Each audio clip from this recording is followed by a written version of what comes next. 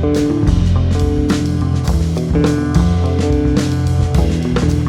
how does it feel to have a newly christened live album out on the streets? It feels really good, and I feel like the group's come a long way since the first live one that we did. We've been playing every Monday at the Green Lady for, I believe, 6 years now. So the group has really kind of developed a signature sound, I think, which is more than just a straight ahead jazz thing. If you've listened to it, I'm sure you can understand what I'm saying. Yeah. And also, if you've been in the Green Lady Lounge, so you know the atmosphere there. Uh-huh. And I feel like the music really is part of the room and the atmosphere of the Green Lady, and definitely the room inspires the music that I write and arrange for the group. So. So Sam and Seth are on here with you, and I'm curious, when you went into this recording, did you have an idea, an exact idea, or were you kind of riffing and improvising it? Like how did you go in with a blueprint to get this sound and get this actual recording?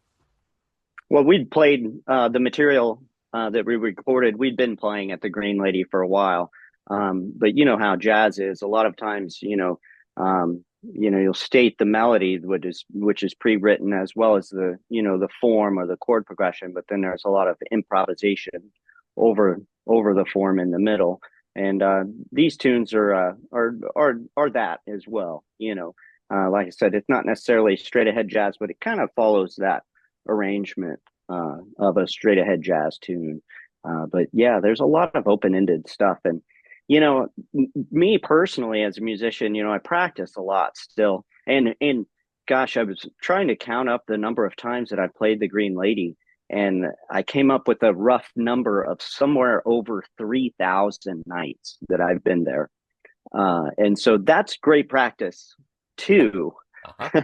But in practice, I realized that I don't actually ever like really practice improvising. It's almost like this sacred place that I only try to go on stage, and that doesn't mean that I don't practice ideas that I might use, but I don't like play along to a backing track or something like that, and for good or for bad, I don't know, because maybe I could construct better arches, and maybe I could tell a better story, but there's something I like about that spontaneous nature of improvisation, to where I kind of leave some of that out of the practice environment. Well, and I think the beauty of the Green Lady Lounge is it's becoming a legendary, iconic staple in Kansas City, along with the Blue Room and other rooms that have been Mm-hmm. around for a while. What does it mean for you? Because you are definitely a part of that DNA of musicians that are there on a regular basis. What does it mean for you to not only have this regular gig, but to also have these albums that are emblematic of this Kansas City shrine?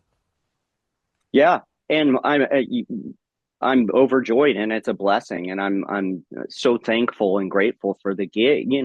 Even just that steady gig is incredible, and I'm so grateful for it. But then to have a venue that stands behind the musicians, and I mean, the Green Lady was the executive producer of this record. Yeah. And not only that, but they make T-shirts for us. We recently just got some pics. I don't have one on me, but we got some cool Brian Yeah. Baggett pics that say Green Lady on the other side. So it's just unbelievable to have that kind of support from a venue. Yeah. And then like I said, the steady work is never bad. That was probably one of the coolest touches I've seen in a long time, getting music on a regular basis. When I saw that guitar pick, I was like, "Oh yeah, that's the thing, man."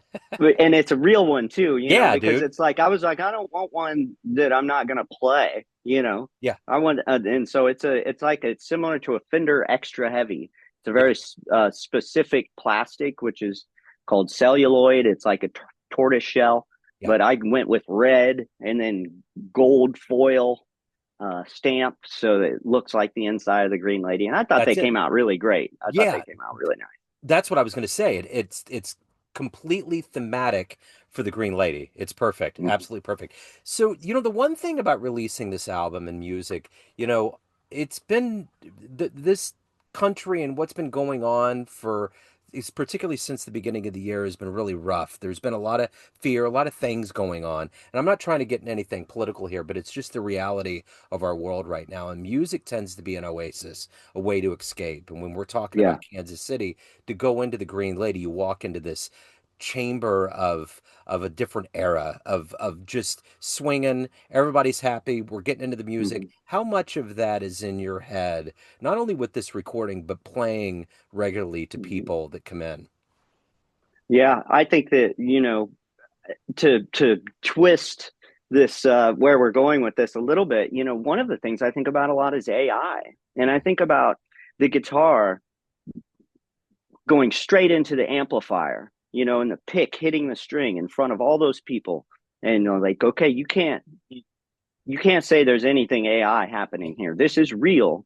Uh-huh. And I have to think that's got to mean something to people, Yeah. and so that's one of the things that I look at when I look at current events. I look at this thing like, I'm glad I still have this trade that it's like it can't be duplicated, not in front of your eyes. Yeah. Sure, you can have AI throw out a guitar solo, but it's not going to do it in front of you the way I'm doing it, where like there's no denying that this is happening and I'm doing it. You know, so that's one of the things that's been on my mind recently. Going in there is that I'm going in there, I'm making real music on a real instrument, and I hope it has an effect on people, and I believe it does. Oh, it most certainly does. And I think it's weird coming from our generation, so to speak, where we've gotten to a point where we have to deduce what's real or not real. Uh You huh. know, Yeah. like literally, that's where we're at. Like, and Yes. unless you see it empirically, I mean, we come from the show me state, so you got to see it, and you're going to see it when you go into a club. Plus, there's just that exchange of performer and audience that is so key and Mm-hmm. essential to the entire anthology of jazz music that we know of. Yep, absolutely. And more, both Ken and I grew up listening to the Grateful Dead, and that was a huge part of that culture. Yeah, The energy between the audience and the band and it moving back and forth. And you can certainly feel that at the Green Lady. And what I love about that space is that two things.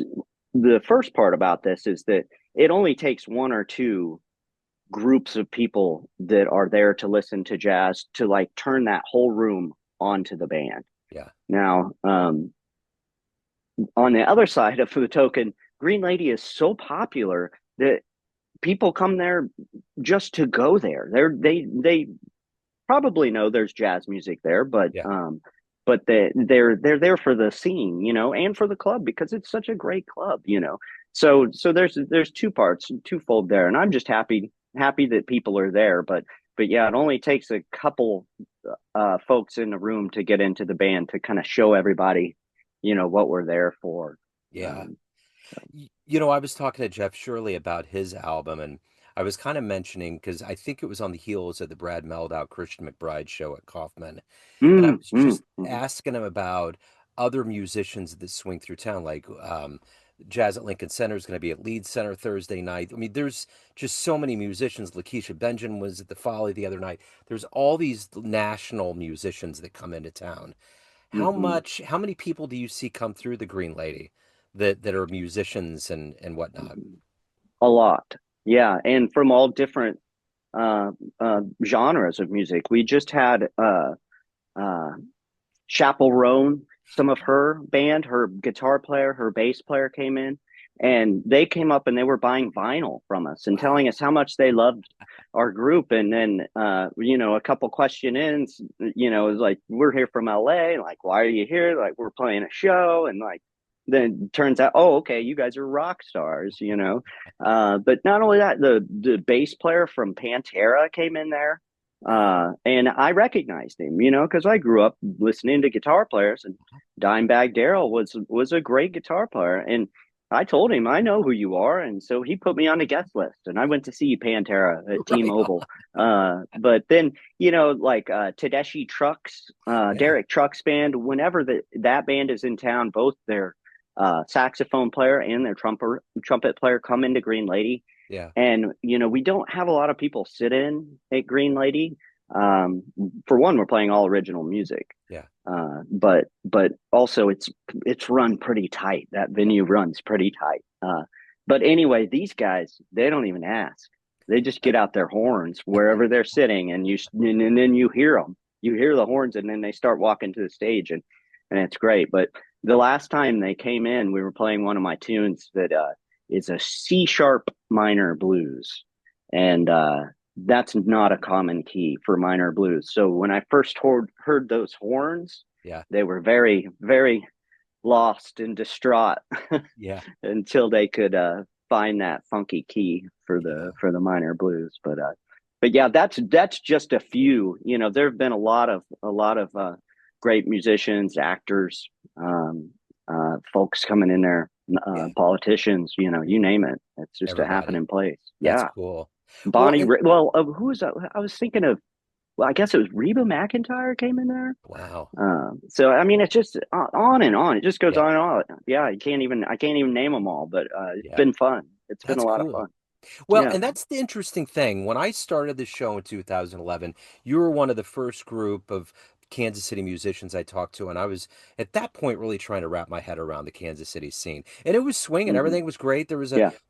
Bobby and Hmm. there was a whole lot of graduates coming out of UMKC, and it was at that period where people were staying in town. They weren't using it as a springboard. Cats were moving in. So my question to you is now, well, what are we in? 15, 12 years later after our first interview when we talked about this scene. Hmm. Lots of things have changed in this town, from just we're getting the World Cup next year to just all of these things, the might of the Green Lady. How, what have been the highlights of being a part of this Kansas City scene over your career that's been so illuminating for you to be a part of this city and this scene? Hmm. Well, I think it definitely revolves around the people. The caliber of musicians that I work with. you know, um, and really the caliber of people that I work with, and also businessmen. These are people that take business very seriously, whether it be um, Green Lady or Ken Lovern in the OJT. That guy. And Ken is doing so much in terms of producing these recordings. He's doing the live from Green Lady Lounge show on Kansas Public Radio. And so it's been great to work with great musicians, but also real go getters and people that kind of show me um, what hard work is and what persistence is, and I'm following that. Like I said, I just keep showing up and playing more gigs. I keep practicing every day. I keep trying to refine everything about my musicianship, and to have the platform to do that is just unbelievable. I just still can't believe it. So, because I'd be hustling gigs, trying to get gigs all the time, Yeah. and I wouldn't be able to maybe write as much music as I do, and practice as Yeah. much as I'm able to. So it's great, and it's been nice to grow up within it. You know Yeah. what I mean? Because I Uh-huh. really have, and I Yeah. and I've learned a lot, and I'm definitely a different person than I was when I started. And I still Yeah. have the same thing. Like, we recently lost Ace Frehley, and he was a big influence on me as a kid. And I realized that I was like, well, I'm putting my Ace Frehley button on the headstock of my guitar, and I'm going to leave it there for a while. And I was like, I still have it. I Yeah. still have that little kid, with the Ace Frehley buttons and Yeah. Eddie Van Halen posters. So I'm still that guy, but I'm also like aware now of how I can push it even further, Yeah. with persistence and discipline, things For like sure. those. So the CD release for Nothing Left to Lose live at the Green Lady is from 6 to 10 on November 17th, which is, I'm sure, just going to be another stellar live performance. So if anybody else wants to pick up an actual copy, or come catch you live, where's the best place for them to find out and do that? For sure. Yeah, greenladylounge.com has a store. You can purchase the CD there. You can come to Green Lady anytime. They have them for sale at the club. I have them for sale from the stage. And what we usually do is, and we do now too, is we have a bunch of signed copies for next Monday that will just be given away to people. So if you want a signed copy, maybe with one of those Green Lady guitar picks, Yeah, we can hook you up if you come out on a Monday. that's it. Wonderful, Brian. So Yeah, great to catch up with you, man. Wonderful album. thank you. It's always a joy. So thank you. Have a great show and keep on making Kansas City vibrant, man. I appreciate it. You too. Thanks, Joe. See Yes, ya. sir. Cheers. Take care.